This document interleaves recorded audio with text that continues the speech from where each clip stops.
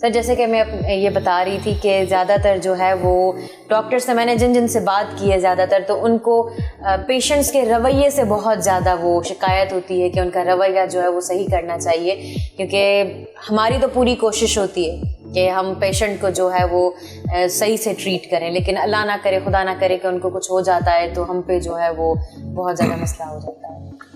नहीं, अच्छा आपने क्वेश्चन रेस की है।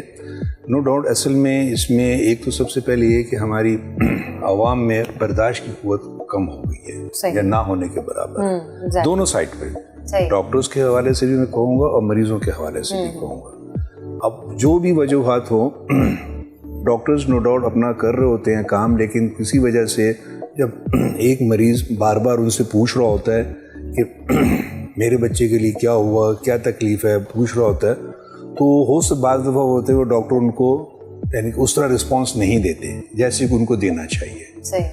और वो भी अपनी बर्दाश्त नहीं कर पाते और वो चीज़ें सही नहीं होती।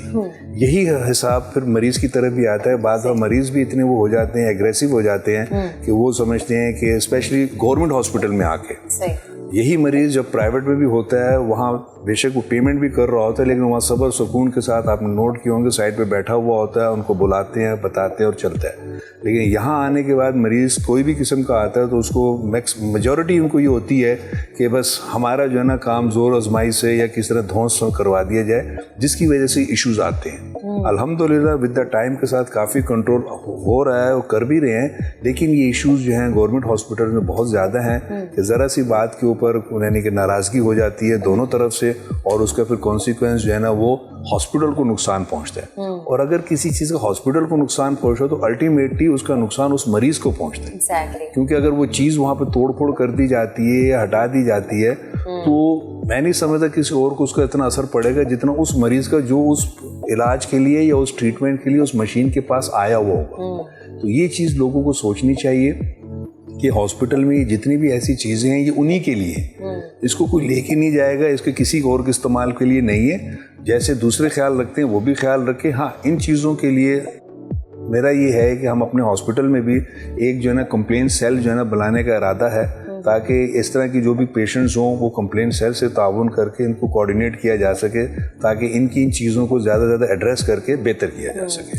सर मैं कंप्लेंट सेल की क्वेश्चन की तरफ ही आ रही थी आपके कि कंप्लेंट सेल भी होना चाहिए जिसमें बंदा जो है वो कंप्लेंट करे, क्योंकि पेशेंट्स को ज़्यादातर अगर कोई प्रॉब्लम भी है तो वो किस बंदे से शेयर करें। डॉक्टर सब अपने कामों में जो है वो मसरूफ़ है। नहीं, कंप्लेंट सेल का है इंशाल्लाह। वैसे तो मैं अभी तक किसी गवर्नमेंट सेक्टर में मैंने देखा नहीं कंप्लेंट सेल के हवाले से कोई ऐसा स्टेशन, लेकिन हमारा इरादा है कि हम एक कंप्लेंट सेल बनाएंगे जिसमें एक सीनियर पर्सन हॉस्पिटल का एडमिनिस्ट्रेटिव जो वहाँ बैठ के लोगों के मसले देखेगा, सुनेगा और उनकी रिटन कंप्लेंट्स लेगा और उसको फिर हम उसको एड्रेस करेंगे इंशाल्लाह। सर सिविल हॉस्पिटल में जब हम गए थे तो वहाँ पे भी एक कंप्लेंट सेल था।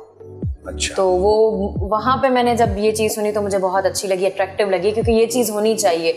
अगर इंटरनेशनली बंदा देखे तो ये सारी चीज़ें जो है ना वो क्राइटेरिया पे उस पर सूट होती हैं। और सर उसके अलावा मैं ये बताएं कि एक आइडियल डॉक्टर, जैसे एक आइडियल डॉक्टर आप किससे कहते हैं? कि हम्बल काइंड को कहते हैं, मतलब जैसे एक पेशेंट्स को ट्रीट करना, वो हमारे डॉक्टर्स को भी जो है ना वो अवेयरनेस की ज़रूरत है, उनको डिफरेंट सेमिनार्स की ज़रूरत है। इसमें देखें मेरे ज़हन में आइडियल डॉक्टर वो सबसे पहले उस डॉक्टर में पेशेंस सब्र होना चाहिए। एग्जैक्टली। सब्र हो, और दूसरा ये है कि वो अपने मरीज़ के साथ सिंसियर होना चाहिए। हाँ। अगर एक डॉक्टर में सब्र है और अपने मरीज़ के साथ सिंसियर है तो वो आइडियल है।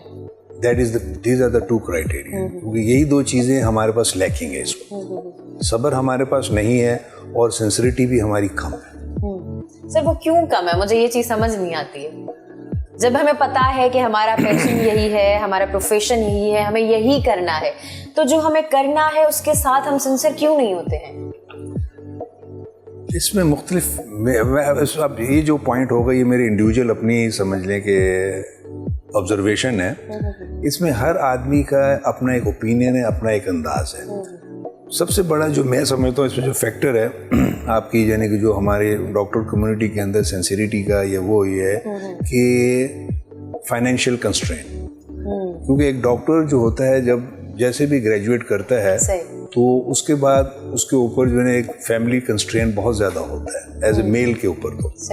तो तो इस लिहाज से अगर देखा जाए तो एक डॉक्टर सारा दिन जो है ना वो अपनी सर्विसेज ही दे रहा होता है, कभी क्लिनिक में जा रहा होता है, कभी किसी प्राइवेट हॉस्पिटल में जा रहा होता है, कभी कहाँ जा रहा होता है, ताकि फाइनेंशियल कंस्ट्रेंट को पूरा कर सके। सही, हाँ। और इस वजह से जब उसकी ये चीज़ें जब डिवाइड हो जाती हैं तो वो फिर अपनी जो एक प्रोफेशनल उसकी क्या कहते हैं सर्विसेज है वो फिर क्या कहते हैं उसमें ब्रेक आ जाता है, या वो वैसे नहीं दे पाता, कॉम्प्रोमाइज करना पड़ता है। हाँ, अगर उसकी ये है कि फाइनेंशियल कंस्ट्रेंट सही हो, जैसे कि दुनिया के दूसरे शहरों में मुल्कों में होता है कि वो फाइनेंशियली इतने साउंड होते हैं डॉक्टर्स वहाँ पे कि उनको पता है कि भाई हमने 12 घंटे या 8 आवर्स हमारी ड्यूटी है और हमने यहीं करना और ये करके निकलना, तो वो फिर अपने उसके लिहाज से अपना बेस्ट अपनी एफर्ट्स वो देते हैं। तो एक तो सबसे बड़ा रीज़न यही है। तो हमारी जो भी जूनियर लॉट है उनका यही है कि फाइनेंशियल कंस्ट्रेंट जो है ना सबसे बड़ा इशू है उनके लिए, इसीलिए वो अपनी तवज्जो जो है ना पूरी तरह नहीं दे पाते।